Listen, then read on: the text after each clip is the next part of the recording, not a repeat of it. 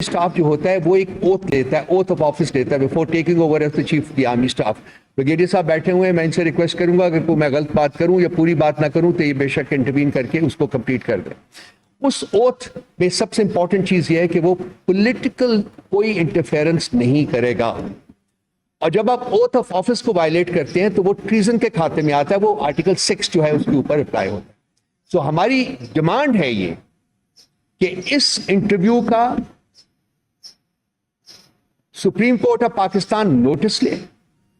Under 184(3) एक commission of inquiry को institute किया जाए। उस कमीशन ऑफ इंक्वायरी को टाइम दिया है, उसकी जो ऑपरेशन है वो टाइम लिमिटेड हो, और उस कमीशन ऑफ इंक्वायरी की जो फाइंडिंग्स हैं उसकी बेसिस के ऊपर तमाम ऐसे अशखास जो कि मुलव्वस पाए जाते हैं इस कंस्पिरेसी में, उनको करार वाकई सजा दी जाए, ताकि ताले आजमाओ जो लोग हैं उनका आइंदा रास्ता जो है वो रोका जा सके और इस मुल्क में जमहूरियत और आइन की हुकूमत जो है वो पनप सके। ये हमारी चंद अल्फाज में ये हमारी डिमांड है। ये इंतहाई सीरियस मामला है, ये कॉन्स्टिट्यूशन की वायलेशन का मामला है और इसको आप ओवरलुक नहीं कर सकते, इसको दरगुजर नहीं कर सकते। सो हम डिमांड करते हैं, रीइटरेट करते हैं उसको कि जी एक कमीशन ऑफ इंक्वायरी इंस्टीट्यूट किया जाए फौरी तौर के ऊपर, और उसकी बेसिस के ऊपर, उसकी फाइंडिंग्स की बेसिस के ऊपर आगे चला जाए। इसके साथ साथ जुड़ा हुआ एक हमारे जो नारोवाल के फेक अरस्तू हैं, उन्होंने एक स्टेटमेंट दी थी ईद की छुट्टियों में, हम उसके ऊपर तब कमेंट नहीं कर सके थे कि जी लोग ये चाहते हैं कि इमरान खान को 5 साल तक जेल में रखा जाए। वो लोग जिन्होंने 8 फरवरी को पाकिस्तान तहरीक इंसाफ को 2/3 मेजॉरिटी के साथ जितवाया है, वो लोग इनके पास गए हैं कि खान साहब को 5 साल तक कैद में रखा जाए, क्योंकि इस मुल्क को आगे ले जाने का सिर्फ एक यही तरीका है कि वो मुल्की मामलात में इंटरफेयर उनको ना करने दिया। यहां भी हमारी अदालतें खामोश हैं। क्या एहसन इकबाल का ये काम है कि इस किस्म की स्टेटमेंट दे? अब जबकि इनसे मुल्क नहीं चल रहा, अब जबकि पाकिस्तान की इकोनॉमी क्रैश कर चुकी है, अब जबकि SIFC जिसको कायम करते वक्त आपने पता नहीं क्या क्या ख्वाब दिखाए थे इस मुल्क की आवाम को, वो भी टोटली क्रैश कर चुकी है। अब जबकि पाकिस्तान में एक पैसे की इन्वेस्टमेंट नहीं हो रही। आपने कल भी देखा है कि चीन के साथ हमारे जो एक हमारा उनके साथ CPEC के कॉन्टेक्स्ट में एक फंक्शन हुआ है, और आज सारे अखबारों की हेडलाइन लगी हुई है। उन्होंने भी ये बात की है कि जी पाकिस्तान में पॉलिटिकल स्टेबिलिटी होनी चाहिए, और उस पॉलिटिकल स्टेबिलिटी के बगैर जो है वो शायद CPEC भी इफेक्ट हो जाए, और पाकिस्तान के तमाम जो आपके दोस्त और बरादर मुल्क रहे हैं वो सब पाकिस्तान के लीडरान को, ये जो जाली लीडरान हैं, इनको यही कह रहे हैं कि जी पाकिस्तान में आप पॉलिटिकल स्टेबिलिटी लाएं, और पॉलिटिकल स्टेबिलिटी लाने का तरीका जो जाली अरस्तू ने इन्वेंट किया है वो ये है कि खान साहब को 5 साल तक कैद में रखा जाए। हम इसके ऊपर भी सुप्रीम कोर्ट से हम डिमांड करते हैं कि इनका बयान जो है वो रिकॉर्ड करवाया जाए, और ये इसकी बेसिस, इसकी सोर्स जो है उसका बारे में देखा जाए, और उसकी बेसिस के ऊपर आगे बढ़ा जाए। ये इस किस्म के बयानात देने से मुल्क की जो कशीदा सूरत हाल है वो मजीद कशीदा होती है, उसमें पॉलिटिकल स्टेबिलिटी नहीं आती बल्कि पॉलिटिकल डिस्टेबलाइजेशन होती है फर्दर। और ये बयान दिया गया, उसके बिल्कुल 2 या 3 दिनों के बाद चाइनीज डेलीगेशन आया और उन्होंने एक ओपन सेशन में पाकिस्तान के हुक्मरानों से कहा कि आप इस मुल्क में स्टेबिलिटी जो है वो लेके आएं, अगर आपको इन्वेस्टमेंट चाहिए, और अगर ना स्टेबिलिटी आई तो इवन CPEC की जो प्रोग्रेस है वो भी इफेक्ट हो सकती है। सो ये ऊपर नीचे ये लोगों ने बहुत कुछ कह रहे हैं, तो मैं चाहता हूं कि मैं थोड़ा थोड़ा वक्त लेके इनको हाईलाइट करता जाऊं ताकि आप उनको रिपोर्ट कर सकें। तीसरा जो इशू है हमारे पास वो है एक बड़ा पुराना इशू है, वो है काजी फैज ईसा साहब का इशू है। हम उनका एहतराम करते हैं, वो सुप्रीम कोर्ट के चीफ जस्टिस हैं, लेकिन मैं कुछ आपको पढ़ के सुनाना चाहता हूं कि एक ट्रैक रिकॉर्ड है उनका और उनकी फैमिली का, इमरान खान, PTI और PTI के बारे में। और हम फील करते हैं कि अगर इस ट्रैक रिकॉर्ड को अगर आप ऑब्जेक्टिवली देखें, समझें और एनालाइज करें तो शायद उनका उन केसेस में एक जज के तौर के ऊपर बैठना जिसमें PTI या इमरान खान کے بارے میں وہ کیسز ہوں، وہ بنتا نہیں ہے۔ ایک سپریم کورٹ کا 5 ممبر بینچ تھا جس نے ایک ججمنٹ پاس کی ہوئی ہے، مجھے یاد نہیں کب تھی، چیف جسٹس گلزار صاحب نے، انہوں نے کہا تھا کہ قاضی فائز عیسیٰ صاحب کسی ایسے کیس میں بینچ میں شریک نہیں ہوں گے، اس کا فرد نہیں بنیں گے، ممبر نہیں بنیں گے جو عمران خان صاحب کے بارے میں ہو۔ ہم یہ آپ کو واؤچنگ ڈاکیومنٹ سارے پرووائڈ کر سکتے ہیں، مانگ لیجئے گا، رضوان صاحب یا سبقت صاحب آپ کو پرووائڈ کر دیں گے۔ اس سے سپریم کورٹ کے 5 ممبر بینچ کی ججمنٹ موجود ہے کہ قاضی فائز عیسیٰ صاحب عمران خان کے بارے میں کسی کیس میں ایک ممبر کے طور کے اوپر بینچ کا حصہ نہیں بن سکتے۔ یہ وہ جج ہیں جنہوں نے پاکستان تحریک انصاف کا بیٹ کا سمبل جو ہے وہ لیا تھا، اور بیٹ کے سمبل کی ریویو پٹیشن تو ہم نے بہت دیر سے دی ہوئی ہے، اس کو لگانے کی بجائے انہوں نے برٹش ہائی کمشنر کو ایک لیٹر لکھا تھا، اوپن لیٹر لکھا تھا، جس نے انہوں نے بتایا تھا کہ جی بیٹ کا سمبل پی ٹی آئی سے ہم نے صحیح لیا ہے، اور اس کی جسٹیفیکیشن انہوں نے پیش کی تھی، اور انہوں نے یہ بھی ڈینائی کیا تھا کہ پی ٹی آئی سے ہم نے کوئی سپیس جو ہے وہ لی ہے، بلکہ یہ کہا تھا کہ ہم نے ان کو بھی باقی پولیٹیکل پارٹیز کی طرح آزادی دی گئی ہے۔ سو یہ تمام وہ چیزیں جو کہ ان کا باعث شو کرتی ہیں۔ یہ چیف برٹش ہائی کمشنر کو لیٹر لکھنا جو ہے وہ بھی ریکارڈ کے اوپر موجود ہے، ہمارے پاس بھی اس کی کاپی ہے، وہ بھی آپ کو دی جا سکتی ہے۔ قاضی فائز عیسیٰ کی کورٹ کے اندر جتنی بھی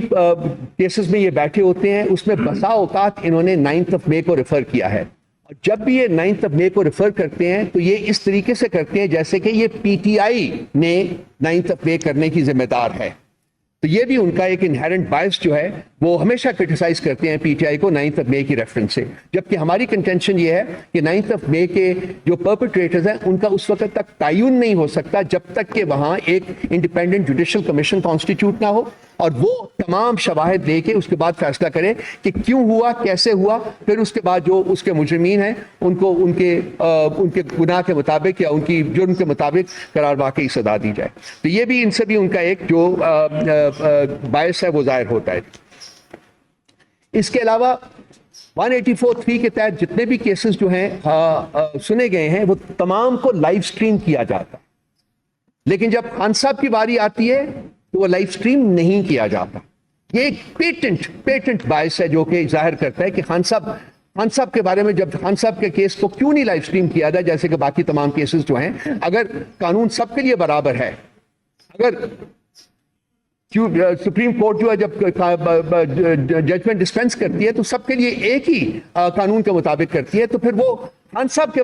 بارے میں جب ان کی بات آتی ہے تو کیوں وہ قانون بدل دیا جاتا ہے، کیوں ان کا باعث جو ہے وہ سامنے آ جاتا ہے؟ تو ہم یہ بھی اس چیز کا ایک ثبوت ہے کہ خان صاحب یا ان کے بارے میں کیسز جو ہیں اس کے بارے میں ان کا ایک انہیرنٹ باعث ہے۔ اس کے علاوہ جو قاضی فائز عیسیٰ صاحب کی بیگم صاحبہ ہے، ان کی بہت ساری سٹیٹمنٹس ہیں ہمارے پاس۔ ایک سٹیٹمنٹ ان کی یہ تھی جب انہوں نے کہا تھا کہ عمران خان نے جو منی ٹریل دی ہے اس کے بارے میں مجھے شدید تحفظات ہیں، یہ منی ٹریل نہیں تھی۔ کورٹ ججمنٹ دیتی ہے کہ وہ صادق اور امین ہیں، اور بیگم عیسیٰ جو ہے وہ سٹیٹمنٹ دیتی ہیں کہ جی مجھے ڈاؤٹس ہیں اس کے بارے میں اور میں اس منی ٹریل کو نہیں مانتی۔ یہ ان کی ایک سٹیٹمنٹ ہمارے پاس یہ موجود ہیں، اس کے واؤچنگ ڈاکیومنٹس جو ہے سارے۔ اس کے علاوہ خان صاحب کو بطور پرائم منسٹر ریموو کرنے کی انہوں نے ڈیمانڈ کی ہوئی ہے، اور وہ بیسز انہوں نے بنایا تھا کہ انہوں نے اپنے ایسٹس جو ہیں وہ ڈکلیئر نہیں کیے۔ کورٹ کی ججمنٹ ایک ہے اور قاضی فائز عیسیٰ صاحب کی بیگم صاحبہ جو ہے وہ اس کے بالکل کانٹریری جو ہے وہ بیان دے رہی ہیں کہ جی ان کو as prime minister of Pakistan remove کیا جائے۔ اس کے علاوہ اسی چیز کے سلسلے میں انہوں نے ان کو کہا تھا جی کہ آپ میرے ساتھ لائیو ٹیلی ویژن کے اوپر آ کے بات کریں، میں آپ کو بتاتی ہوں کہ میں کیوں یہ کہہ رہی ہوں۔ اس کے علاوہ بیگم عیسیٰ نے عمران خان صاحب کو ایک لیٹر لکھا تھا، وہ لیٹر بھی ہمارے ریکارڈ میں یہاں اور وہ میڈیا میں بھی رپورٹ ہوا ہوا ہے، اور انہوں نے ان کو یہ کہا تھا کہ آپ ریاست مدینہ کو کیپٹلائز کرنا بند کر دیں۔ بیگم عیسیٰ نے خان صاحب کو لیٹر لکھا تھا جس میں انہوں نے کہا تھا، ڈیمانڈ کیا تھا کہ آپ ریاست مدینہ کو کیپٹلائز کرنا بند کر دیں۔ اس کے علاوہ جو ایک اور چیز ہے وہ ہے لاہور ہائی کورٹ نے آروز جو تھے ان کے بارے میں کیس جو تھا وہ ڈیسائیڈ کیا تھا کہ آروز جو ہیں وہ جوڈیشری سے لیے جائیں گے، اور سپریم کورٹ نے انڈر قاضی فائز عیسیٰ انٹروین کر کے وہ جو فیصلہ تھا اس کو نل اینڈ وائڈ کر دیا تھا، اور انہوں نے ایگزیکٹو سے آرઓز جو ہیں وہ اپوائنٹ کرنے کا آرڈر دیا تھا، جو فراڈ ہوا ہے الیکشنز میں، اس فراڈ کے میجر کنسٹیٹوئنٹس میں سے ایک کانسٹیٹوئنٹ ثابت ہوا ہے، ایگزیکٹو سے آرઓز کا لینا۔ اور آخر میں جو پوائنٹ ہے وہ ہے کہ قاضی فائز عیسیٰ صاحب کے خلاف جو ریفرنس کیا تھا وہ پاکستان تحریک انصاف کی حکومت کے دوران ہوا تھا۔ تو ان تمام شواہد کی بنیاد کی بیسس کے اوپر ہم قاضی فائز عیسیٰ صاحب سے نہایت احترام کے ساتھ ڈیمانڈ کرتے ہیں کہ وہ اپنے آپ کو پی ٹی آئی اور عمران خان کے کیسز سے ریکوز کریں۔ آپ کے پاس سپریم کورٹ اس وقت فل اسٹرینتھ کے اوپر ہے، باقی جج صاحبان موجود ہیں، ان کو آپ انویسٹیگیٹ کرنے دیں، ان کو آپ کیسز سننے دیں اور ان کو فیصلے صادر کرنے دیں۔ یہ ہماری بہت اسٹرانگ ڈیمانڈ ہے، اور اگر یہ ڈیمانڈ پوری نہیں ہوتی تو پھر ہم اس نتیجے کے اوپر پہنچیں گے کہ قاضی فائز عیسیٰ صاحب اپنا جو باعث ہے اس کو ایکسرسائز کرنا چاہتے ہیں by insisting on remaining part of the benches, جو کہ پی ٹی آئی یا عمران خان صاحب کے کیسز جو ہے وہ سن رہے ہیں۔ تو ایک کریڈیبل جج کی حیثیت سے ہم ایکسپیکٹ کرتے ہیں کہ قاضی صاحب فوری طور کے اوپر اپنے آپ کو پی ٹی آئی اور عمران خان صاحب کے کیسز سے علیحدہ کر لیں گے۔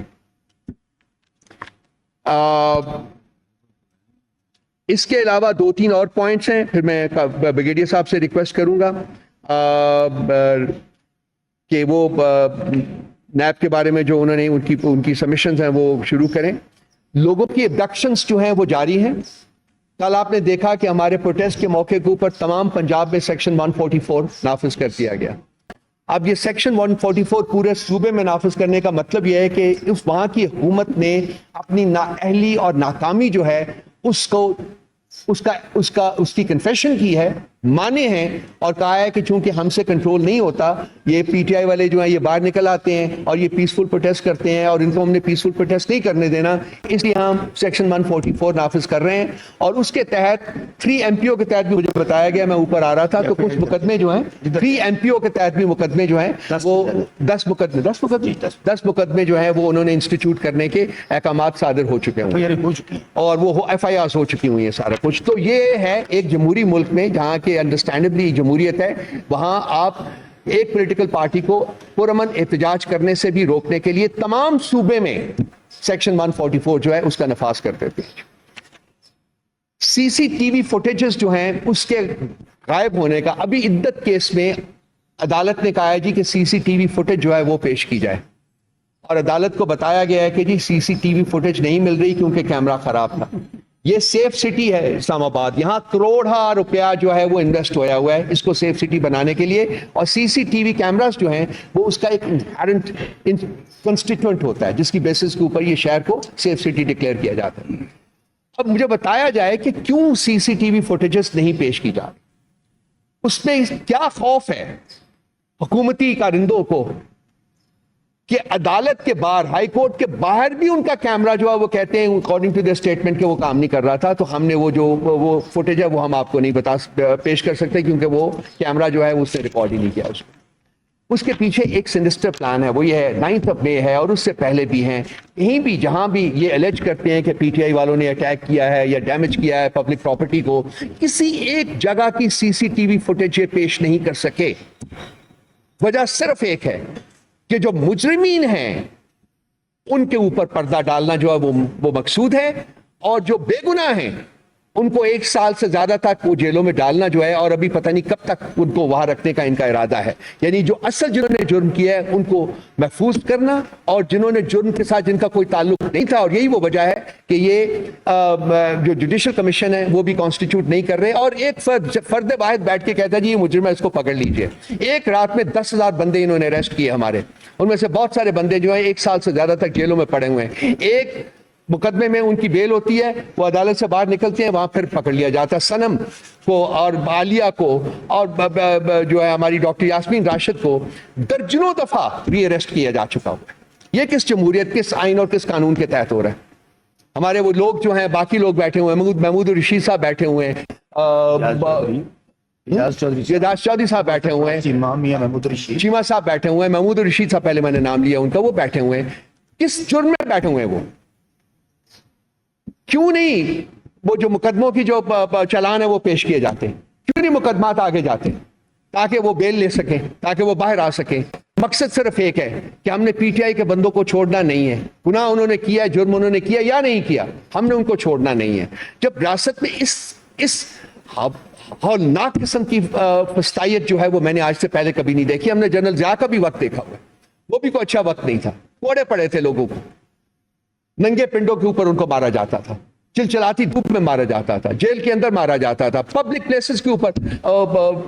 ٹکٹکیاں کیا کہتے ہیں, ٹکٹکیاں ہی کہتے ہیں نا, وہ لگائی جاتی تھی. ہم نے وہاں بھی اتنی فسطائیت, اتنا ظلم, اتنا جبر اور اتنی بربریت نہیں دیکھی جتنی آج نہتی بچیوں کے اوپر جو ظلم کیا جا رہا ہے. سنم کو ایک 50 ڈگریز ٹیمپریچر میں, 50 ڈگری سینٹی گریڈ ٹیمپریچر میں پرزنرز وین میں بٹھایا جاتا ہے. وہ آگ کا ایک ڈبہ بن جاتا ہے. آپ ٹرائی کر کے دیکھ لیجیے, آپ بیٹھ کے دیکھیں. اس کو سنم کو بٹھایا جاتا ہے, اس کے گھر لے جایا جاتا ہے, اس کو اسی آگ کے ڈبے میں بٹھائے رہتے تھے اور اس کے سامنے اس کا گھر توڑا جاتا ہے, اس کی فیملی کو اسالٹ کیا جاتا ہے. آپ لوگ بیٹھے ہوئے بتائیے کیا وجہ ہے؟ یہ اس طریقے سے عذاب مبتلا کرنا چاہتے ہیں ان بچیوں کے اوپر, ان کو تکلیف دینا چاہتے ہیں. اس سے کس کو وائکیریس پلیشر ہو رہا ہے؟ کون ہے جو کہ خوش ہو رہا ہے اپنے محلوں میں بیٹھ کے؟ اس عورت کا نام ہے مریم نواز. یہ ذاتی اس کی قید میں ہے اور اس کا فیس جو ہے وہ ایسا ہے کہ جی آپ نے ریاست کی قید میں ہے, لیکن یہ اس کی ذاتی قید میں ہے, اس کی پرسنل جو قید ہے اس میں ہے یہ بچیاں. کیونکہ یہ سوشل میڈیا کے خلاف کے اوپر سچ بیان کرتی تھی, اس کے بارے میں سچ لکھتی تھی, تو اس کی سزا یہ بچیاں 2 سال سے کاٹ رہی, 1 سال سے کاٹ رہی. کہیں تو عدالتیں ہماری کھڑی ہو جائیں, کہیں تو انصاف کی خاطر کھڑی ہو جائیں, قانون کی خاطر کھڑی ہو جائیں, آئین کی خاطر کھڑی ہو جائیں. کب تک سوئے رہیں گے جج صاحبان ہمارے؟